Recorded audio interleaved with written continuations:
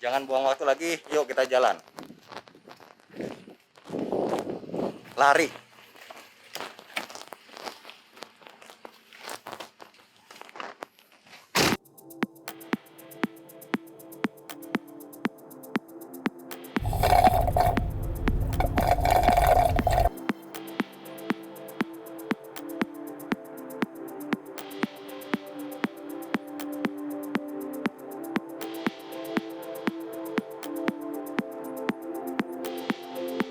Nah, sekarang udah sampai kita di Central Park ya? Neo Soho. Oh ya, Neo Soho. Sebenarnya mau kemana sih? Kok mau? Kita mau ke Jakarta Aquarium. Karena kemarin gue udah nyobain mas, dan ternyata tempatnya lucu banget. Dan nanti deh banyak yang kita bisa lihat sekaligus bisa ngetes gimana kamera ini bekerja. Oke.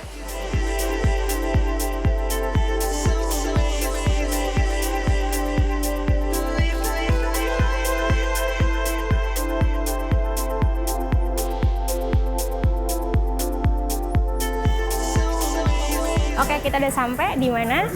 Di mana ini? Jakarta Aquarium. Hari ini kita mau lihat ikan, tapi kesukaan gue tuh gue mau lihat ubur-ubur. Terus udah gitu banyak yang lain juga sih. Jadi kita langsung lihat sekarang.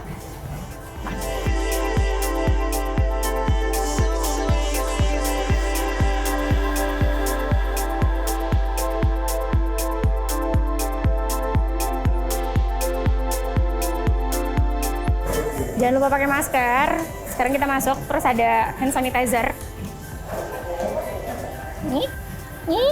Oke, sekarang kita masuk. Siap kita jalan-jalan. Gue paling penasaran di sini ada nggak sih kayak ikan teri gitu atau ikan asin? Nggak ada.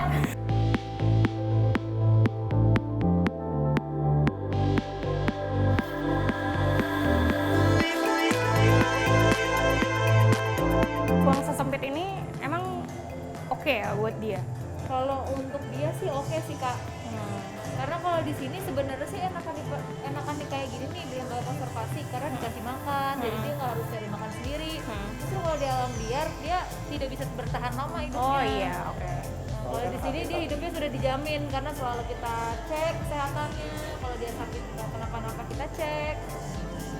Lucu banget itu lagi itu. Ini satu keluarga. Ini tuh satu keluarga ternyata guys.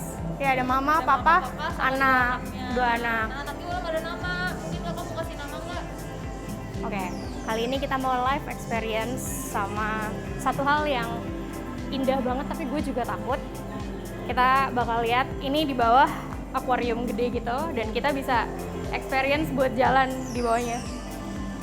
Di atasnya maksudnya. Tapi kita harus ke bawah sih nanti.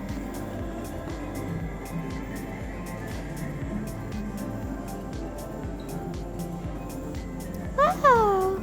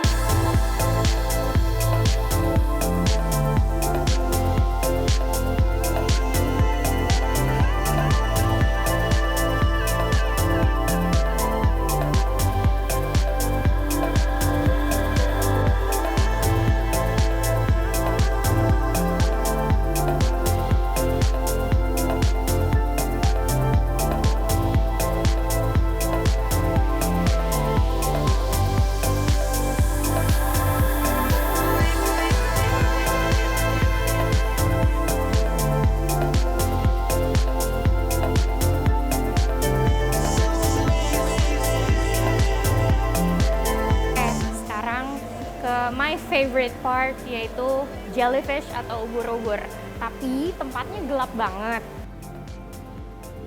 Wow, bagus banget ya.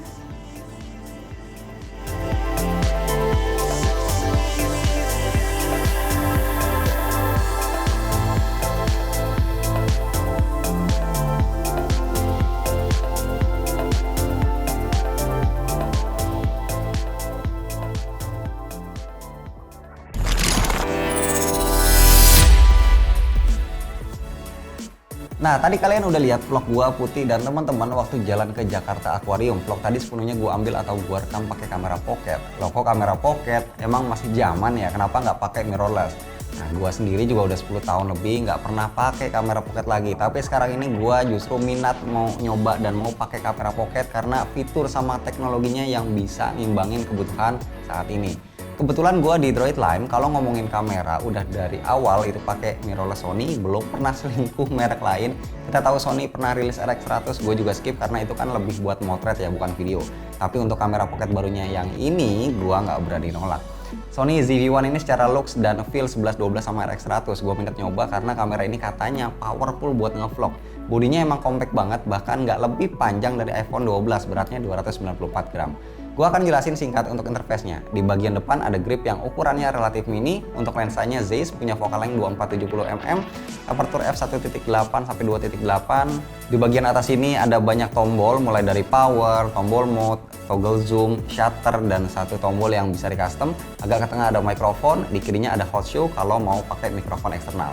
Untuk tombol navigasi kayak function, menu, play, delete, dan juga rotating wheel itu ada di belakang, mepet ke kanan. Posisinya agak kedempet ya sama layar yang lega ukurannya 3 inci. Terus di samping kanan ada port audio, micro USB, sama mini HDMI yang ketutupan sama plastik pelindung. Kalau untuk baterai dan SD card ada di bawah. Di sini gua nggak akan bahas lebih jauh soal spek atau cara pakainya karena udah banyak channel lain yang bahas atau kalian bisa langsung lihat di webnya Sony. Gua akan lebih nekanin experience gua selama pakai kamera ini. Yang jelas Sony ZV-1 ini termasuk kamera yang gampang banget buat dipelajarin, termasuk buat mereka yang nggak pernah pakai kamera pocket atau mirrorless sebelumnya. By default, mode-mode yang disediain itu sama kayak kebanyakan kamera Sony. Fitur killer yang dibawa ZV-1 gak lain adalah layar variangle yang bisa dibentangin ngadep ke depan. Jadi nggak peduli mau ngevlog, rekam high angle, low angle, semua bisa dilakuin dengan relatif gampang. Gue juga impress banget sama built-in mikrofonnya yang di atas ekspektasi gue. Secara kamera ini emang dirancang buat ngevlog. Di dalam boxnya juga udah dikasih aksesori ya, gue bilang ini bulu kucing, buat minimalisir noise. Tapi kalau mau yang lebih maksimal lagi tinggal pasang mic eksternal aja karena kan udah ada slotnya disediain. Selama pakai buat ngevlog, gue ngerasa autofocus kamera ini cepat karena ada fitur real time eye autofocus sama tracking dengan nyentuh langsung bagian layarnya. Jadi bisa lock fokus objek muka dengan cepat dan responsif. Satu hal lain yang gue suka, kamera ini nggak cuma dirancang buat ngejar fokus muka orang aja, ada fitur product showcase, bisa buat optimalin atau ngunci fokus kalau lagi bikin video unboxing. Jadi titik fokusnya nggak ke muka kita tapi ke objek yang paling dekat ke lensa kamera.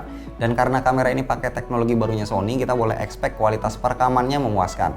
Makanya tadi gue langsung nyoba di tempat gelap ya, karena kalau di tempat terang mah udah pasti mantep lah. Buat minimalisir guncangan atau shake, ZV-1 punya electronic stabilizer, ada steady shot biasa, ada steady shot aktif. Gue sih lebih seneng pakai yang steady shot biasa karena angle-nya jelas lebih luas, sementara steady shot aktif itu bakal nge-crop gambar sampai 25%. Gue ngerasa kurang luas aja karena kalau pas lagi ngevlog, layar isinya muka kita semua jadinya. Karena bentuknya yang compact banget, terus terang kita butuh adaptasi ya untuk megangnya, makanya gue sangat-sangat merekomendasikan pakai remote mini tripod aja biar lebih nyaman. Nanti coloknya via micro USB. Tapi gini, yang namanya kamera pro, maksudnya beneran kamera ya, bukan action cam atau kamera HP, gimana pun tetap perlu gimbal kalau mau hasilnya benar-benar smooth. Misal kalian mau ambil beauty shot produk secara handheld, nah itu kan harus pakai gimbal tambahan atau tripod. Tapi kalau cuma buat kebutuhan ngevlog, fitur steady shot yang disediain itu udah lebih dari cukup. Kualitasnya sendiri kayak yang gue bilang tadi, udah sesuai banget sama ekspektasi gue, apalagi dengan bukaan lebar f1.8 bikin bokeh yang dihasilin ini cukup creamy, bikin video atau foto jadi kelihatan lebih artistik. Even buat shoot low light hasilnya bisa dilihat sendiri, noise-nya terbilang minim. Untuk profil gambarnya pun ada S-Log 2, S-Log 3 termasuk juga HLG. Kalau mau rekam 4K kita bisa pakai 24 atau 30 fps, tapi ingat kalau rekamnya kelamaan, misalnya 20 menit ke atas itu kamera bisa overheat. Secara bodinya juga kecil banget kan. Kalau rekam Full HD bisa up to 120 fps. Dan kalau mau slow-mo bisa pakai mode high frame rate di 240, 480 atau 960 fps, tapi resolusinya ini nggak murni Full HD alias hasil upscale, makanya kualitas gambarnya bakal kelihatan ada penurunan. Satu hal lain yang perlu digarisbawahin adalah performa baterainya, lagi-lagi karena ini adalah kamera pocket yang super compact, jadi ketahanan baterainya juga nggak bisa terlalu lama. Yang gua tes sih antara 30-45 menit tergantung resolusi dan mode yang dipakai. Kalau mau aman sih at least punya 3 baterai lah. Harga per baterainya kalau nggak salah 400.000. Nah dengan harga 10 juta buat gua Sony ZV-1 ini sangat berpotensi menjadi racun ya buat anak-anak muda atau bu ibu sosialita, entah itu yang baru mau mulai ngevlog, bikin channel YouTube, atau juga selebgram ya buat foto-foto di IG. Karena gue ngerasa ZV-1 nawarin kepraktisan terutama buat kita-kita yang masih produksi sendiri, belum ada tim kameramen atau videografer khusus.